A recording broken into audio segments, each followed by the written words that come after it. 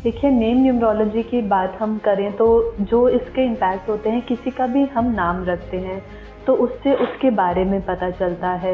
उसकी पर्सनालिटी हो गई, उसका नेचर हो गया, उसके एट्रीब्यूट्स हो गए, क्या उसकी वेल बीइंग रहेगी, क्या उसकी ग्रोथ रहेगी, इन सब चीज़ों के बारे में हमें किसी भी नाम से पता चलता है।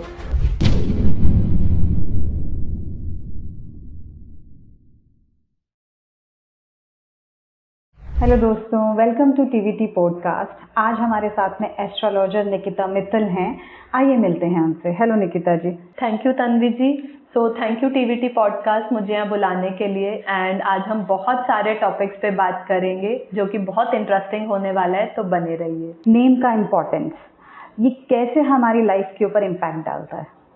देखिए, नेम न्यूमरोलॉजी की बात हम करें तो जो इसके इम्पैक्ट होते हैं, किसी का भी हम नाम रखते हैं तो उससे उसके बारे में पता चलता है। उसकी पर्सनालिटी हो गई, उसका नेचर हो गया, उसके एट्रीब्यूट्स हो गए, क्या उसकी वेल बीइंग रहेगी, क्या उसकी ग्रोथ रहेगी, इन सब चीज़ों के बारे में हमें किसी भी नाम से पता चलता है। अच्छा, अब आप कह रहे हैं कि हमें नेम से पता लगता है। जैसे अब हम लोगों के टाइम के अंदर जो नेम रखे गए हैं वो तो न्यूमरोलॉजी के अकॉर्डिंग है ही नहीं, और बहुत सारे लोगों के एस्ट्रो के अकॉर्डिंग भी नेम नहीं है। तो क्या तब भी नेम का इम्पैक्ट आता है? नेम का इम्पैक्ट हमेशा ही आता है।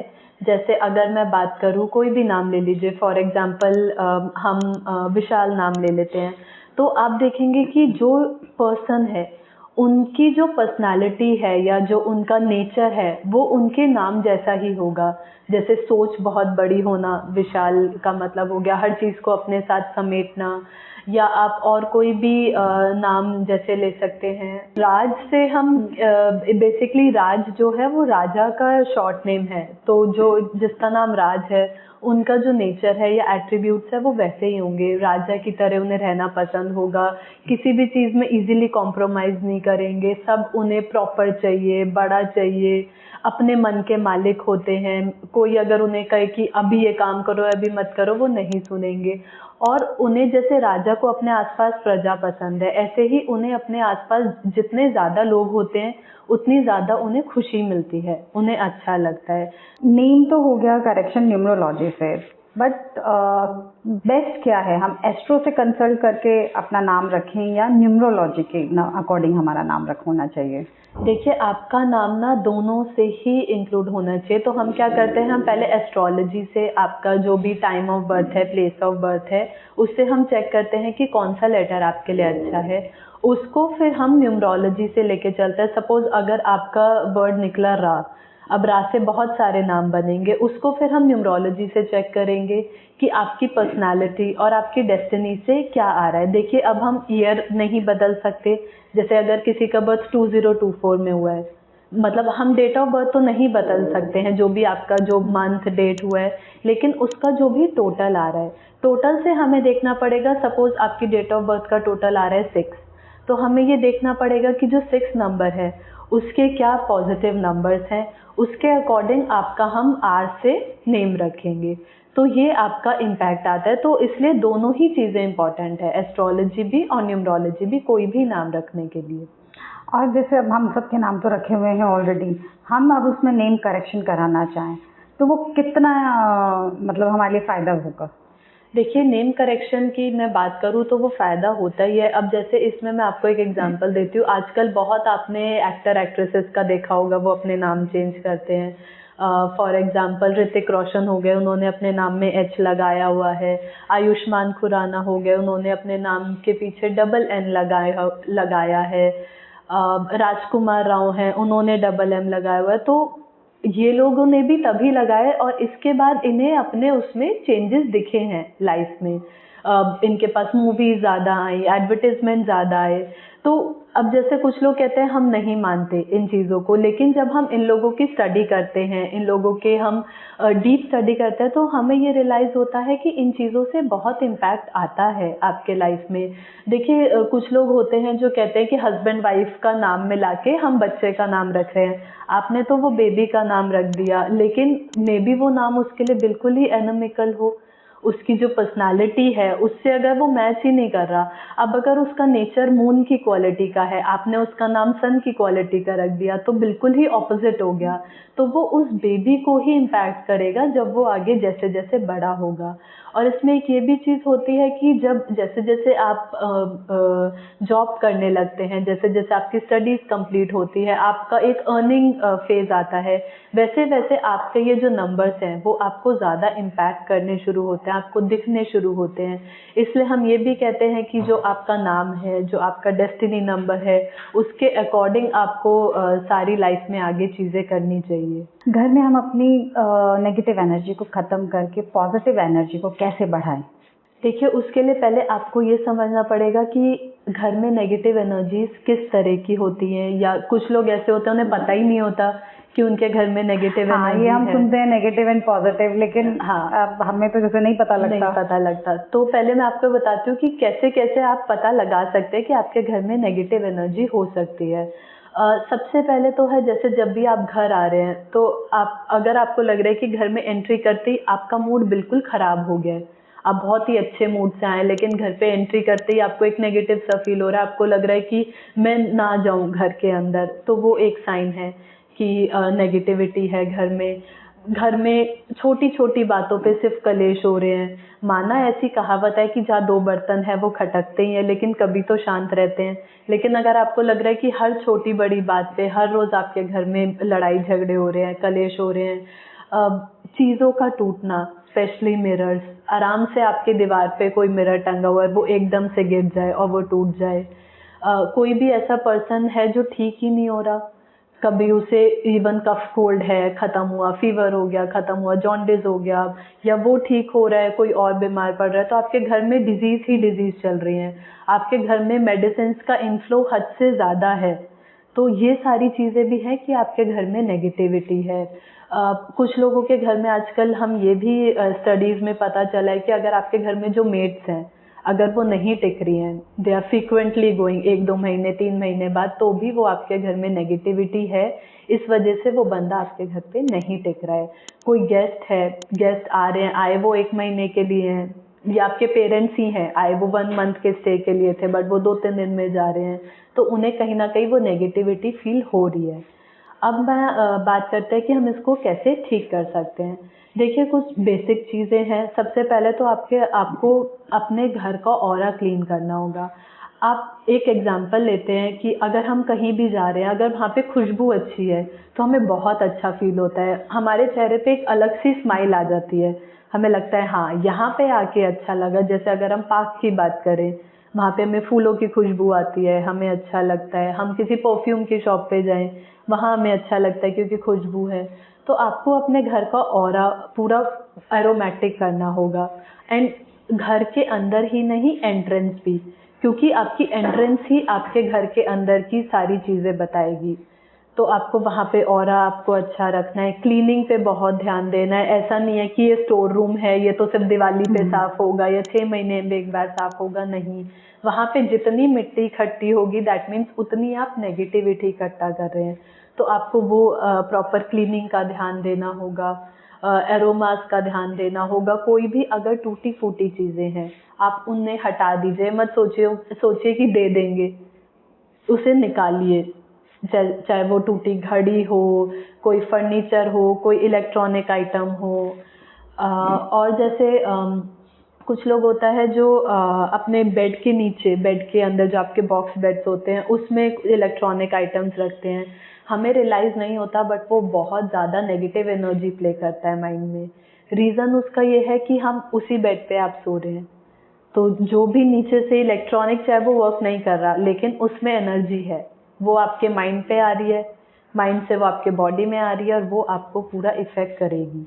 तो वो इस चीज़ से आप नेगेटिविटी अपने घर की दूर कर सकते हैं। बहुत सारी ऐसी चीज़ें हैं जो हम ये सोच के रख देते हैं कि आगे जाके काम आएगी, लेकिन वो बहुत सालों तक हमें काम भी नहीं आती। तो क्या वो भी नेगेटिव इफेक्ट डालती है? वो भी नेगेटिव इफेक्ट डालती है। अगर आपको लग रहा है कि शायद काम आएगी तो आप उसमें से टॉप 5 ले लीजिए। 10 चीज़ें हैं, अगर आपको लगता है ये 5 आ सकती हैं, कुछ ऐसी भी तो होंगी जो शायद काम आ जाए बट आपको नहीं पता कब काम आएगी। या ऐसा भी हो सकता है कि आप आराम से तब बाय कर सकते हो। वो रखी रहे, उस पे डस्ट जमा होगी, नेगेटिविटी आएगी। इससे अच्छा आप फ्रेश लीजिए ना, क्योंकि इतने टाइम तक वो रखी रहेगी, आपका खुद मन नहीं करेगा कि अरे अब तो खराब हो गई, अब तो जंग लग गया, फट गया, तो उसे आप हटा दीजिए। और अगर आपका डिस्पोज ऑफ करने का मन नहीं है, आप एनजीओ में दे दीजिए, let it be for somebody's use. ये तो नेगेटिव एंड पॉजिटिव एनर्जी की बात हुई, बट अगर वास्तु दोष है और किसी को वास्तु की नॉलेज नहीं है, तो हमें कैसे पता लगेगा कि हमारे घर में वास्तु दोष है? देखिए, कैसे आपको पता लगे, इसके 2-3 ये चीज़ें भी होती हैं कि आपके घर में बहुत ज़्यादा चींटियाँ आ रही हैं। अगर आपके घर में बहुत ज़्यादा चींटियाँ आ रही हैं, कॉकरोचेस आपके घर में बढ़ रहे हैं, छिपकलियों का आना जाना बहुत ज़्यादा है, वो भी कहीं ना कहीं नेगेटिविटी दिखाता है। हमें लगता है कि ठीक है, वेदर ऐसा है इसलिए छिपकली या कॉकरोच है, आपको उसे तुरंत आपको उसको हटाने की रेमेडी करनी पड़ेगी। चाहे आप हिट यूज़ करिए या पेस्ट कंट्रोल कराइए, क्योंकि वो उसका अगर वो बढ़ती चली गई तो वो आपको एट द एंड घर में किसी को बीमार कर सकता है, आपके मनी लॉस करा सकता है, आपका अच्छा खासा बिजनेस जो आपका चल रहा होगा उसको ख़राब कर सकता है। तो ये चीज़ें आपको ध्यान देनी होगी। एंड अगर जैसे आपको लगता है कि नहीं समझ आ रहा, तो आप ये देखिए कि जहाँ पे आप बैठ के पूजा कर रहे हैं, क्या आपका मन शांत है उस डायरेक्शन में? नहीं आपको पता कि नॉर्थ है, ईस्ट है, क्या है, तो आप वो चेक करिए। और बेसिक चीज़ें मैं आपको बताऊंगी कि आपका डाइजेशन सिस्टम कैसा है। डाइजेशन सिस्टम से भी आपका बहुत रोल प्ले होता है नेगेटिविटी का। अगर आपके घर में जहाँ पे खाना बन रहा है वो अगर आपके पेट को डाइजेस्ट नहीं कर पा रहा, दैट मीन्स आपके किचन की ऊर्जा गलत है, मे बी स्टोव की डायरेक्शन गलत है। अब पहले ज़माने की बात करें तब थोड़ी ये सब मानते थे लोग, लेकिन तब नहीं होते थे डायरेक्शंस, तब सब ऐसे ही देख के करते थे कि क्या वो चीज़ों का इम्पैक्ट आपको सही आ रहा है, नहीं आ रहा। जिस डायरेक्शन में आप सर रख के सो रहे हैं, क्या आपको अच्छी नींद आ रही है, या आपको सुबह उठ के सर भारी लग रहा है, या आपको सुबह उठ के बहुत नेगेटिविटी फील हो रही है, आपको फ्रेश फील हो रहा है या नहीं। ये सब चीज़ों से अगर आपको नॉलेज नहीं ही भी है वास्तु की, तो आप चेक कर सकते हैं। तो आपने कभी नेगेटिव एनर्जी को फील किया है? आप कहीं विजिट पे गए हैं, क्या आपने कभी ऐसा कुछ आपके साथ इंसिडेंस हुआ है कि आपने बहुत ज़्यादा नेगेटिव एनर्जी को वहाँ पे महसूस किया हो?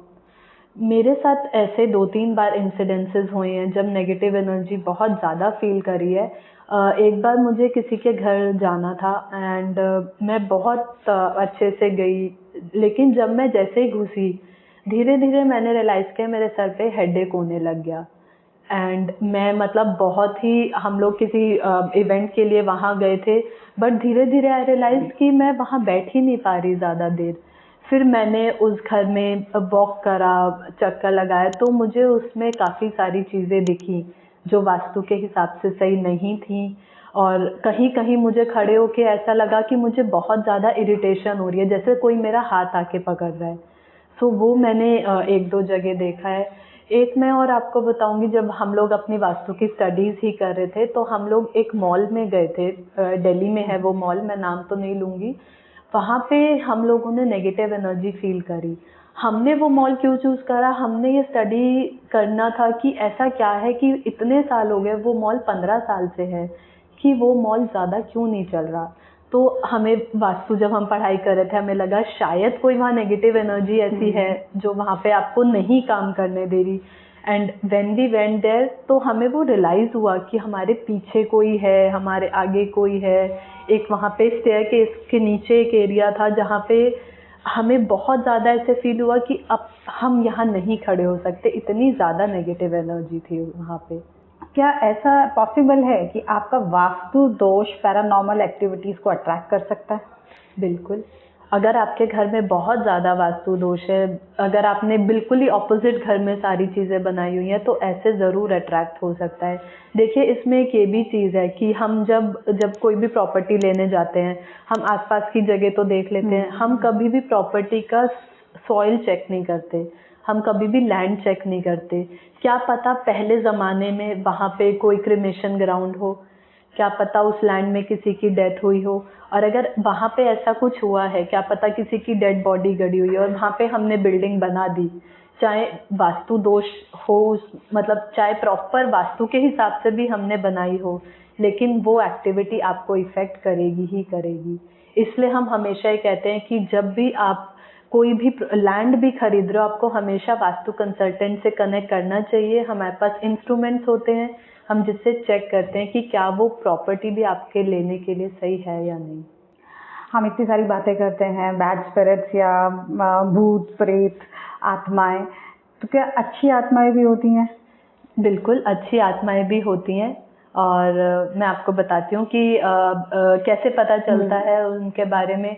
तो जो अच्छी आत्माएं होती है ना, वो आपसे कोई भी, जैसे सपोज आप बिल्कुल भी धार्मिक नहीं हो, लेकिन अगर आपके अंदर कोई अच्छी आत्मा आ गई है तो वो आपको धर्म स्थल पे लेके जाएगी, आपसे डोनेशंस कराएगी, आपसे अच्छी चीज़ें कराएगी, बिल्कुल आपका नेचर बिल्कुल चेंज कर देगी। अगर आप बहुत गुस्से वाले हो तो वो आपको बिल्कुल शांत भी रखती है। तो ये सारी चीज़ें अच्छी आत्माएं कराती हैं। एनी कोई रेमेडी कि हाँ, अगर हमें फील हो रहा है कि हमारे घर में नेगेटिविटी है या नेगेटिव एनर्जी कोई है या नेगेटिव एंटिटी कोई हमें फील हो रही है, तो उसको दूर करने का कोई रेमेडी? उसको दूर करने की मैं आपको रेमेडी बताती हूँ। तो आप बेसिकली क्या करिए, आप एक नींबू ले सकते हैं। नींबू को आपको अपने फोरहेड से लेके लेग तक घुमाना है, आपको ये 21 बार घुमाना है। उसके बाद आपको उस नींबू को अपने तकिए के नीचे रखना है, ठीक है। नींबू आपको चेक करना है कि येलो कलर का हो, उसमें कोई दाग धब्बे कुछ ना हो, ठीक है। प्रॉपर फ्रेश नींबू होना चाहिए। उसको आपको अपने तकिए के नीचे आप रखेंगे। अगले दिन जब आप सुबह उठें, अगर आपको उसमें लगे कि थोड़ा थोड़ा उसमें ब्लैक ब्लैक शेड्स आ गए हैं, मतलब आपके पास थोड़ी सी एनर्जीज नेगेटिव हैं। अगर वो थोड़े ब्राउन कलर के शेड्स हैं तो मतलब जो बुरी आत्माएं हैं वो थोड़ा सा ज़्यादा आपको इफ़ेक्ट कर रही हैं। अगर वो बिल्कुल ही ख़राब हो गया है, दैट मीन्स बहुत ज़्यादा आपको जकड़ा हुआ है बुरी आत्माओं ने, जो आपको नहीं पता चल रहा है। उसके बाद आपको क्या करना है, आपको इसको बीच में से कट करना है।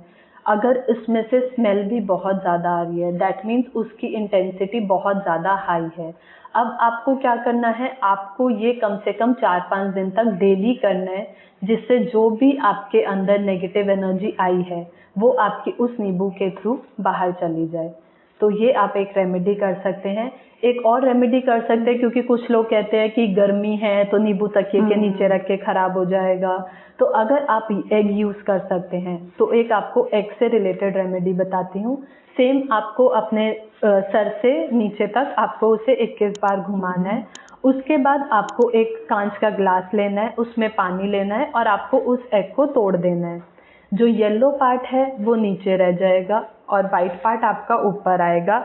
अगर वो तैर रहा है, दैट मीन्स कोई आपके अंदर नेगेटिव एनर्जी नहीं है, और अगर वो बैठ गया है, दैट मीन्स नेगेटिव एनर्जी है। ये मैंने एग वाला उपाय 3-4 लोगों को बताया है, मैंने खुद भी करके देखा हुआ है, एंड इट रियली वर्क्स। और अगर आपको लग रहा है कि नेगेटिव एनर्जी है, सेम आपको 4-5 दिन तक डेली रिपीट करना है, क्योंकि वो जो है वो आपकी अंदर नेगेटिव एनर्जी अपने अंदर ग्रास्प कर लेगा, और 4-5 दिन बाद अपने आप देखेंगे कि वो पॉजिटिविटी में कन्वर्ट हो रहा है।